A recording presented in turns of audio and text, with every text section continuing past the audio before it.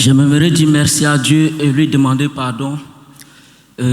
J'étais beaucoup désobéissant à Dieu et c'est ce que le Seigneur a révélé ici. Je pense qu'il m'a beaucoup aimé et cette désobéissance est causée parce que j'ai eu un accident en 2006 et j'ai perdu mon œil. Et là, Dieu était devenu mon ennemi. Et j'étais seul, j'ai fait mon parcours scolaire seul. Et je n'ai jamais voulu témoigner. Et même ici, ceux qui ont remarqué, je n'arrivais pas à bien m'asseoir. Le Seigneur veut toujours que je rende le témoignage, mais depuis ma conversion, je ne rends pas le témoignage.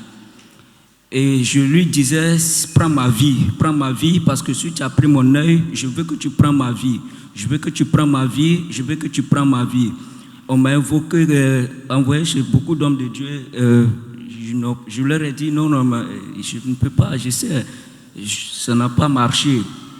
Et c'est pourquoi, depuis longtemps, il y a certaines choses que je peux sentir par l'esprit. Même ce programme, je ne voulais pas venir le vendredi. Parce que j'étais là, j'ai dit, je vais travailler, le dimanche, je peux venir. Et je trouve toujours des excuses. Et quand le Seigneur me demande, jeûne une semaine, je dis, non, mais je ne suis pas obligé de jeûner pour cela. Et des fois, je peux faire, si c'est 2 semaines, je peux faire seulement 3 jours, 4 jours, 1 semaine, et puis c'est fini. Et le Seigneur m'a beaucoup aimé, il m'a beaucoup aimé. Mais le 2 février 2022 à 10h, et j'étais descendu du chantier, on avait fini de poser des outils, je suis venu m'asseoir. J'ai senti une sorte de paix à moi et j'ai commencé à pleurer. Et c'est pour la première fois que j'ai pris moi-même ma photo et j'ai apprécié. Et vraiment, c'est pour la première fois que j'ai pris ma photo et j'ai apprécié. Sinon que les coiffeurs, on faisait discours. Quand je partais me coiffer comme ça, lui il veut que je regarde le miroir. Mais lorsque je regarde le miroir, c'est vrai, le diable peut te montrer autre image qui n'a rien à voir avec ton image. Lorsque je partais me coiffer, je ne regardais pas le miroir. Et moi et le coiffeur, on pouvait se bagarrer, on pouvait se quereller. Et même à l'école, les photos d'identité, c'était moi qui faisais le dernier. Parce que je ne veux pas regarder appareil. Quand mes amis disent, viens, on prend souvenir, je dis, vous êtes beau, Dieu vous a créé joli, allez-y prendre des souvenirs. Je ne prends pas souvenir. Et mais Dieu m'avait béni avec l'intelligence à l'école. J'étais toujours meilleur, mais toujours seul. Et j'ai gardé cette rancune jusqu'au 2. C'est là que Dieu m'a délivré. Parce que je lui disais, je vais aimer les gens. Je n'avais jamais, je peux m'asseoir pour dire, qui est-ce que j'aime? Je regarde mon père, je dis, est-ce que je peux mourir pour lui? Qui est-ce que tu aimes? Je ne vois personne dans ma famille que je aimais en réalité. Et je demandais à Dieu que je veux aimer les gens. Dieu m'a dit, tu ne peux pas aimer les autres si tu ne t'aimes pas toi-même. Parce que ma parole déclare, aime ton prochain comme toi-même. Donc si tu ne t'aimes pas toi-même, tu ne peux pas aimer l'autre. Il faut que je te donne l'amour de toi-même d'abord pour que tu puisses aimer quelqu'un. Et c'est ce 2 février à 10h. J'étais descendu du chantier, je suis allé m'asseoir comme d'habitude. Et pendant ce temps, je priais, je jeûnais beaucoup. Mais je n'étais pas délivré. Le Seigneur m'a aidé. Mais je vais reconnaître ici que vraiment j'ai été beaucoup désobéissant depuis un certain moment. Le Seigneur peut m'envoyer dans un groupe, va évangéliser et j'entends la voix clairement. Je ne veux pas, je dis non, mais ils ne vont pas m'écouter. Et après, je sais que j'ai péché et je viens lui dire, papa, tu sais que tu pardonnes, je veux que tu me pardonnes. Et je dis toujours, il peut me demander de faire ces choses à certaines personnes, je ne vais pas le faire, je ne vais pas parler. Je dis non, attends d'abord, et je vais le faire plus tard. Et le Seigneur, je reconnais qu'il était en colère. C'est pourquoi il a dit, je suis désobéissant à lui. Je vais lui demander pardon et je vais me repentir. Il m'a aidé à m'aimer moi-même d'abord. Et ainsi, j'ai la joie du cœur depuis longtemps et je vais retourner à sa voie.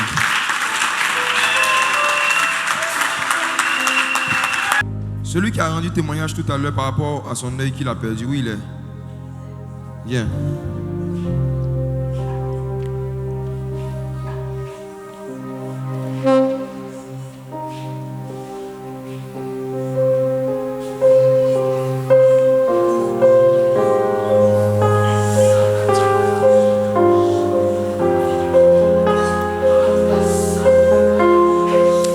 Voici ce que dit le Saint-Esprit. Il t'a privé d'un œil parce qu'il voulait te donner des yeux.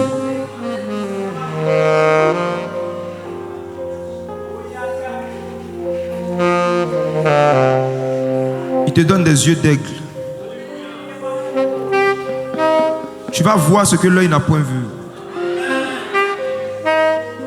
Il va te faire exceller dans la faculté de voir des visions.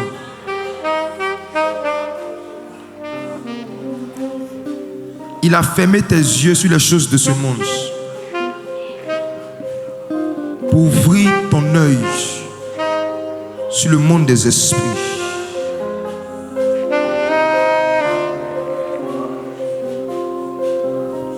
Le royaume des ténèbres est en danger.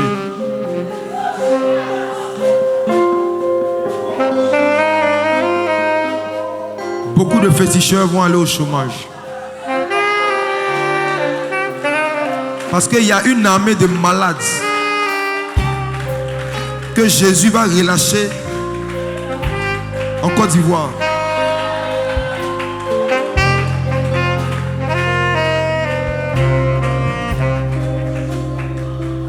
Des jeunes gens et des jeunes filles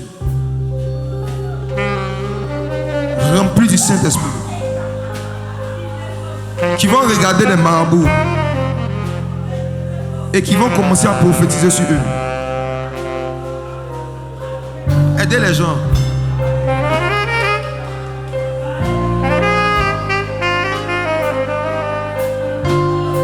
Les occultistes vont perdre des membres dans leur loge ici en Côte d'Ivoire. Veillez sur les gens. Il y a une armée de malades. Des gens qui sont malades d'amour pour Jésus. Des gens qui sont malades de l'onction. Qui n'auront pas peur de s'inviter dans une réunion de francs-maçons et de leur dire qu'en dehors de Jésus, il n'y a point d'autre maître.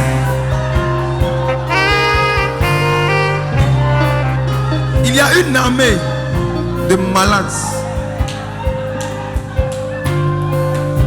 Dans le livre de Cantiques des Cantiques, l'auteur disait: soutenez-moi avec des pommes, soutenez-moi avec des gâteaux, car je suis malade d'amour, je suis malade.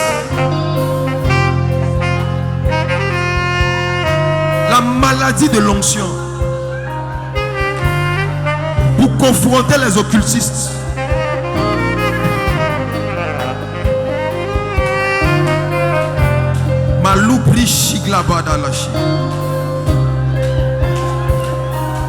Parce que ce monde a rejeté la sagesse de Dieu. Il a plu à Dieu de les sauver par la folie de la prédication. Parce que ce monde a rejeté la santé de Dieu. Il a plu à Dieu de les sauver par la maladie de l'onction.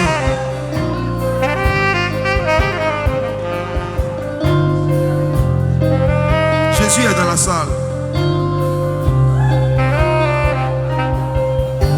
Et l'oubli Shiglava. Malostila Hasia. Et la Hasugleba.